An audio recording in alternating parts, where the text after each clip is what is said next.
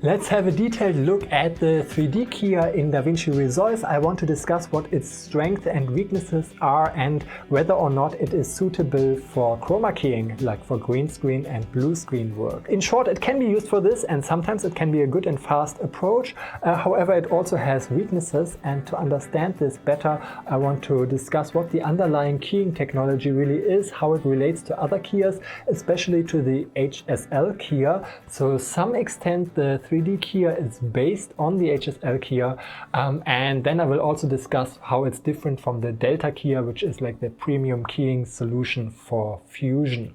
So let's have a look.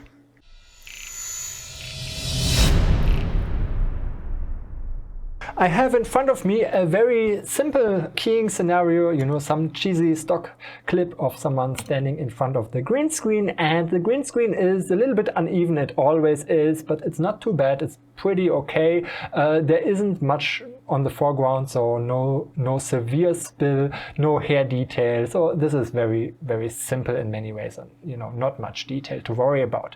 So let me drag and drop it onto, and you need to have the OpenFX overlay on in order to use it. So if not, switch to the OpenFX overlay here, and then you can already use it. And I will just show you how I use it for a very quick scenario like this. With the first one is the pick solution here. I will just click and maybe drag a little bit. So I am picking from the foreground. You can then add more, so you can add more strokes, maybe pick down here. To see it better, I will do two things. I usually do, first of all, in the usage options, I will show path just so that you can see what I'm picking, so it will just stay active. And then here in the output, I will temporarily switch to highlight background, so I can now see the mask permanently and not just while I'm dragging and clicking. So this way you can add to the colors that are being considered part of your background that will ultimately become transparent, so black, transparent, white, opaque. So along these lines, all the values that it finds along these lines, it will add to the area that will be considered background. So I can do this again, for example, here. And you can also, if you have problems in the foreground, if you find holes, you could also make red lines via the minus here and add strokes that are then doing the opposite, right? Say these color values, these ranges should belong to the foreground, but you can also delete strokes again here. So this is great, quick setup. You always need to refine this further, or almost always, and there are two ways of refinement there, the key adjustment and then the matte finesse. Key adjustment decides on how the algorithm actually works, how the key itself is built. I have been doing this now with these here already, and then there are additional adjustments here. I will speak a little bit about it later. And then there's the matte finesse, which works after the keying. After the keying, you have this black and white image, and you're basically doing color corrections to some extent on this black and white image. And for example, you can try it with the clean black to get this cleaned out a bit more, and always go gentle, not too aggressive, but then you can get your black and white separation. Here it goes quite quickly. In most cases you don't want to use these parameters to get rid of everything, especially like the corners. Often you don't have the lighting super even, sometimes the screen may not be large enough, or you have other props on the side, whatever. Those kind of stuff you don't want to exclude with the keyer, but use the garbage matte instead. And here we have two simple options, a rectangle and an ellipse. Let me use the ellipse for a person, and you always need to invert it when you want to select the person. So either select the garbage or the person. Here I select the person and invert it, and then I can enlarge this like this and adjust it, and I guess, yeah, maybe like this. That's kind of the best what I can get with an ellipse, and for this example it's just good enough. All of this now took, I don't know how long, you can check in the recording, but it gave me a very quick solution, and when I switch back to composite, I kind of have something workable. And this is exactly how I would suggest to use this keyer if you have like very simple shots, or if you are pressured for time, or if you just need a quick preview in the edit page, you're still editing, changing some things, changing the backgrounds, arranging things. So just use something like this, and very quickly you get a nice key without having to build more complex fusion flows. But as you can imagine, there are downsides to this, especially once the shots get more complicated. Before I really dive into this for keying, let me explain to you where this 3D keyer is actually coming from. It was not built for keying examples. It was created for the color page in DaVinci Resolve and specifically for color selections as part of grading, and not particularly for green screen and blue screen. It's not optimized for green screen and blue screen, and that does matter, and I will show you an example which I have more in mind when I think about the keyer. I have more something like this in mind and think about, let's say, selecting here her shirt. Let me go over to the color page. In the color page I have the keyers directly here in these qualifier tabs.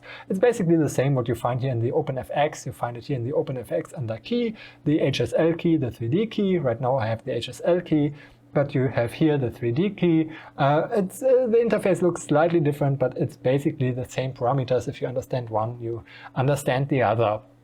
So I mentioned that this example here is actually what I have more in mind, and to demonstrate this, let me first start with an HSL key and then go to the 3D key, because the 3D key kind of expands on the HSL concept in a certain extent. So if you understand the first one, the HSL example, then it's easier to understand what the 3D keyer is actually doing. So if I want to select her shirt, I would sample here. You can click and drag and then maybe turn on the key again, either with gray or black and white, to see what's happening. And you see you don't get a perfect selection. There's noise, and especially her face and around the teeth. Nonetheless, with plus and minus, you can try to get it better, select something more, no, maybe too much, you know, the arm here, select minus, okay, not working so well. So you see there are restrictions, and then you can try to go further either with these with the softness and with the range here. So by using the plus and minus, I am adding or removing from each of these ranges all at the same time. And then there is the softness parameter, which if you extend it, you know, the key gets a bit softer. If you shrink it like this. All of these goes directly on the ranges and decide which part of each should belong to the key, which part should be outside, what should happen at the transition. In this example, hue, saturation and luminance is actually really good, because we kind of need all three to separate the shirt from the background. If you look at the image again, just separating based on color on red would not really work, because there's a red component in the skin, of course, and there's red in the shirt. So the classical channel keying, like what you have for green screen usually, would not work here. If I wanted to, I could try the Delta Keyer on this, but it wouldn't give a good result. I can tell you right away. Feel free to try it on something similar, but it won't give a good result, because, well, there's red here, there's red here. It doesn't have this classical green screen separation. But the combination of all of them does work, and let's turn this on again, and I can show you that you really need them. So if you just use hue, well, you get a lot here, and you know, but then you use saturation to remove the face, and possibly luminance as well. Actually, luminance is not doing that much here, and yeah, you might even have to extend it if you want to have the shoulder here. And of course, you see I'm not getting a really good result, and even the fine-tuning here won't help much. Let's see how it is if I go to the 3D keyer instead and sample a point with the 3D keyer, set this again to the picker, pick a point. And now with the 3D keyer, I have up here a color space, and if hue, saturation and luminance, if I want to really compare it with the other one, I can change it to the same color space. The default is YUV, which is luminance and chrominance, but then you can change hue, saturation, luminance, hue, saturation, power, quite similar, and lab. So these are different color spaces. All of them to some extent do this hue and or chroma and luminance separation. So all of these have this in common, and I will discuss in a minute whether or not this is a good idea for green screen. But let's first use it the way I wanted to show it, to compare. So if I switch this one to HSL and sample somewhere, you see immediately I get a much, on the one hand, softer, but also more complete selection of the shirt. So it does look significantly better, and I could try to add a bit more here or to subtract a bit, but already the initial selection seemed to be much better Now I said it's kind of based on the HSL key, and what I mean by this is it is kind of a three-dimensional extension. What this means, the HSL key, you select 3 ranges kind of independently. Okay, by clicking, you're selecting them all at the same time, but each range independently selects, okay, these are the hue ranges, these are the saturation ranges, these are the luminance ranges, and then all 3 get combined for the key. In the 3D keyer, you are picking a range really in a 3-dimensional space. You say this is hue, saturation, luminance, and then please select all the values that fall into kind of a 3-dimensional sphere around it.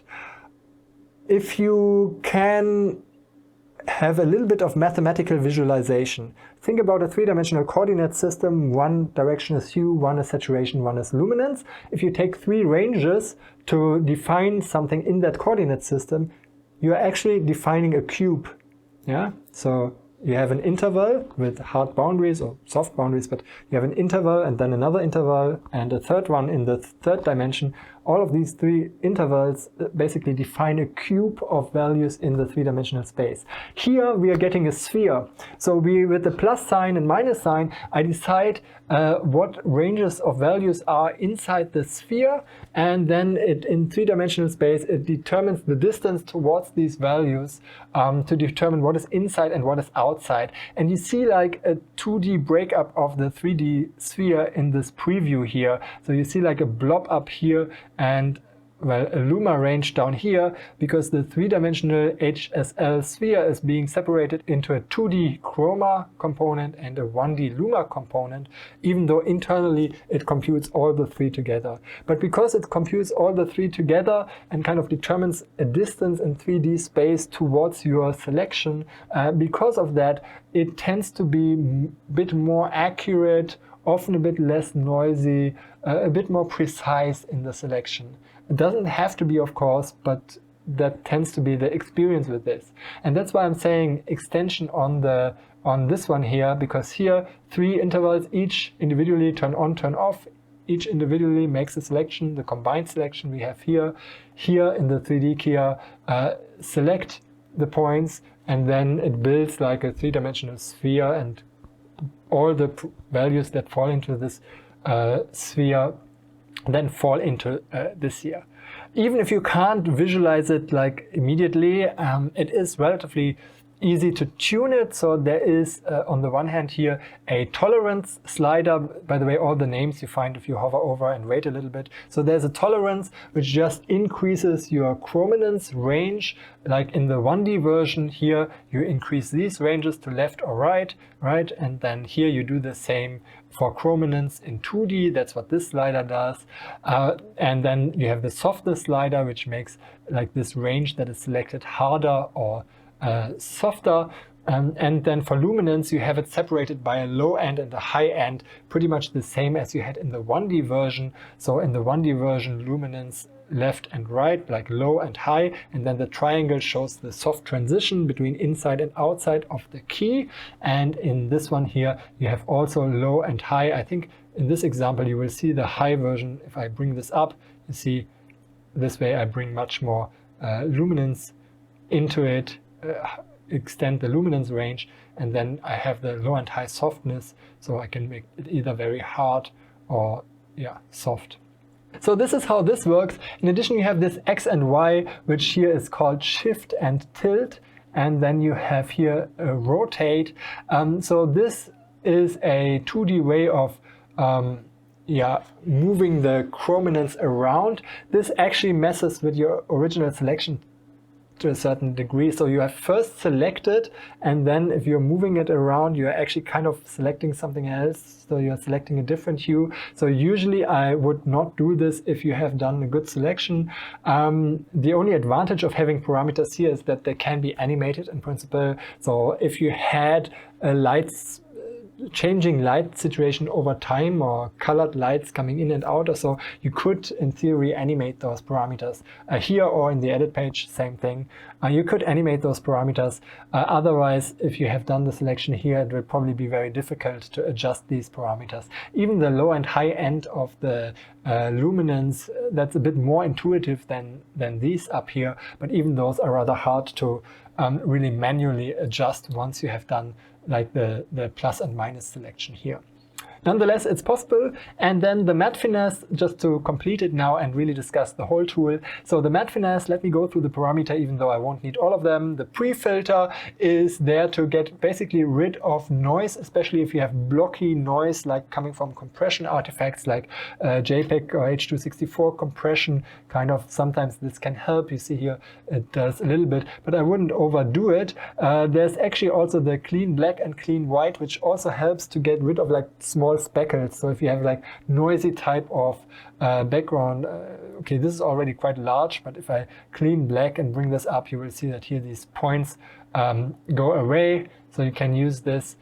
Clean white does the opposite from the other direction, and then clip black and white is basically the color correction to crush in the white, crush in the black, and will make the whole thing significantly harder. So if you have grays and semi-transparents and bring the white down, you will get more white, and well, with black exactly the opposite. So you can just work through these top to bottom. Blur, if you need a very soft mask, which happens often in color correction, then you can blur your mask. The in and out ratio says blur more towards the inside, blur towards the outside of the mask. That's what this does. Again, here I might not want to do this. And then matte finesse, here you can shrink and grow the mask. So you could, grow it like, okay, just extend it. Now for compositing, this would in most cases be rather crude, but yeah, sometimes a little bit can help, especially if you don't need like super accurate examples. Shadow, midtone, highlight, again, color correction on this black and white image. If you have semi-transparency, like gray areas, you want to bring them a bit down, bring them a bit up, go to the midpoint, right? It's called gamma slider in some other tools in Fusion. Otherwise, the same principle. Finally, there's a post filter, which tends to help with bringing back some edge detail in some cases. So I don't exactly what the mathematics of that filter are, but that's how it's advertised. That here, I think it's not doing much right now in this configuration. So you have seen this is a difficult example, and I now didn't produce like a super great result. I could probably tweak this a bit.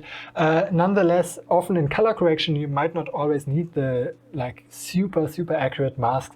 If you just want to make the shirt a bit darker, for example, you see you're kind of getting a result. It's not perfect. It does get the skin somewhere and doesn't get the whole shirt and so on. So you could tweak this more, but that's kind of the idea behind this solution, right? Find these scenarios which are based on hue, saturation, luminance, or based on chrominance, some attribute in color in the widest sense, and then you can do some minor adjustments on it. If you do more extreme adjustments, like change the color, then you will see it breaks apart, and I would need a better mask. I have shown you this example because this is really what I'm thinking about when I think about the 3D keyer or when I think about the HSL keyer. Let's look at a green screen example for comparison. Let's look at this example. Would you use the qualifier on this? Well, you could. You could use the HSL qualifier, sample, and switch to the key. In the color page, you need to invert it, which you can do here via the key output invert. And well, maybe let's look at it in color, and you see, well, I'm getting something, and depending on where I sample with the qualifier, I might get, well, kind of some result, medium, okay. If I add a bit more, I can kind of get there, right? But you see, it's rather difficult. And the reason it's difficult and the reason it's not ideal here is that my selection here doesn't really depend much on saturation and luminance. I can show you, because the foreground is also saturated and the foreground is also bright, same as the screen. In many cases, your foreground subject in a green screen scenario is well lit and maybe as bright as the screen. So luminance in this case doesn't do anything right here. So this is not helpful. Saturation, well, your foreground subject can of course be saturated. Your green screen will usually be very saturated. Again, the selection isn't contributing much. So basically, in case of the keying scenario, everything relies on that hue saturation. And this is not ideal because the keying scenario was set up in a different way. It wasn't set up for this HSL keyer, right? It's more set up for a channel keying, to say the green channel is background, the foreground, red and blue, have used the two other channels in the RGB separation. And you can do RGB separation here, by the way, in the color page. Here's an RGB, and if you select RGB, let me pick, you see immediately I'm getting a cleaner result from the first pick. And then I pick the second, and you see it's practically gone. So right away on RGB, I can get a better selection, because now I'm really using all three channels. The foreground is separated in all three channels. The foreground is predominantly red and blue and has less green. That means that, you know, all three channels at the end contribute to the difference between the foreground and the background, not just the hue. And that's why the RGB keyer or RGB qualifier actually works better than the HSL qualifier. And uses more information, it's more attuned to this example. Now, how about the 3D keyer? Well, it is kind of based on the HSL keyer, just the more advanced version, and then it depends on what color space you're using. But you do not have an RGB color space here, which would actually be probably the best one for green screen if there was one. But you don't have it. You have this YUV separation, which is luminance and chrominance. Maybe better than the HSL, because there are two components, U and V, where the screen might give something, and you see the result. If I select a bit more, it's getting there. Not as good as even the simple RGB keyer, but you know, it's kind of getting there. Then HSL will probably be, well, now I've selected so much I can hardly see the difference, but HSL somewhat similar, but might be a little bit inferior to the YUV in this example. And then the others, they're all similar. So hue, saturation, power, and then lab, all of them separate kind of the luminance out, and that's not really what the keying setup is doing. So the mathematics underneath are in a way inferior. I should say even RGB selection is not the best. The RGB keyer is not the best for keying. So what you ideally want to do is look at the difference between the different channels, between the keying channel, the green channel, and the red and the blue channel. And what the Delta keyer does, it looks at this difference, looks at red channel versus, or the difference between red and green, so red minus green versus blue minus green, and you know where this difference is dominant, where the red channel and the blue channels are stronger than the green channel. Those are the areas where you have foreground, and where the green channel is dominant, where it's stronger than the red and the blue channel. Those are the areas where you have the background. So the logic of the key is really different, and that's also why the Delta keyer tends to be superior in this example. Actually, let me show you if I use the Delta keyer and just use, we are just speaking about the selection process, the keying process itself. I didn't really mention all the refinement that you can do, and of course there's a lot in the Delta keyer. But if you just sample one point, and let me put alpha channel on one side and color on the other, you see I'm getting a pretty soft result, right? It's not as aggressive as the color keyers by default, but in the soft results you already see the background relatively evenly tuned out. And then, you know, if you want it harder, you can immediately get there, right? And then there are a few other finer tunements, but the processing logic underneath is superior itself. Let me go back and mention one other part where the Delta keyer really has its unique advantages, and that's when it really comes to cleaning out the uneven background. That's a second step in the Delta keyer. So one step is the color selection process. So in the 3D keyer, you can do these different strokes. In the Delta keyer, you just select one sample, but then you have the pre-processing in the Delta keyer, the pre-mat. And that really makes a big difference as well, and can really make the Delta keyer hugely superior compared to this keyer. Let me go to a different example where I see hair detail a bit better. So here we actually see hair detail. We have uneven background, but let me choose one example where we have even more. This is from the Blackmagic Design certification training. If you have done it, I'm offering this course on my website, or you may have gotten the footage from Blackmagic Design. design, so they offered this as a keying example. There's a reasonable amount of hair detail here and a reasonably uneven background to worry about. So let's use this and throw the 3D keyer on it and pick the color. I pick something here next to the hair, and let me switch this to alpha. And now, if you are adding strokes, it's really tempting to think that you are kind of locally cleaning out the background, but you are not. Let me show the path. So you see, so I selected here, and if I'm adding here, well, I am removing now at the head kind of the colors, but actually what I did is I added to the overall color ranges, or the three-dimensional color sphere of values that are being part of the key. So this will have global impact everywhere, right? So also at the hair. So I can select down here, but this stroke here will definitely have impact up here as well, right? So it will impact whatever color is considered background. If you look here at the hair detail, and I can delete the last strokes again, the last one, you see it had quite significant impact up here, even though I selected somewhere completely different, and the other one from the head as well. So yeah, that's really the problem here. You are not working locally, you're not protecting the hair detail. With the Delta Keyer, this works quite differently, because with the Delta Keyer, if I set that one up in Fusion, let's quickly bring it in. With the Delta Keyer, I do select one value here, or you can press Control to average around it, but you're just selecting one background color here to start from, alpha channel. So the starting point is different.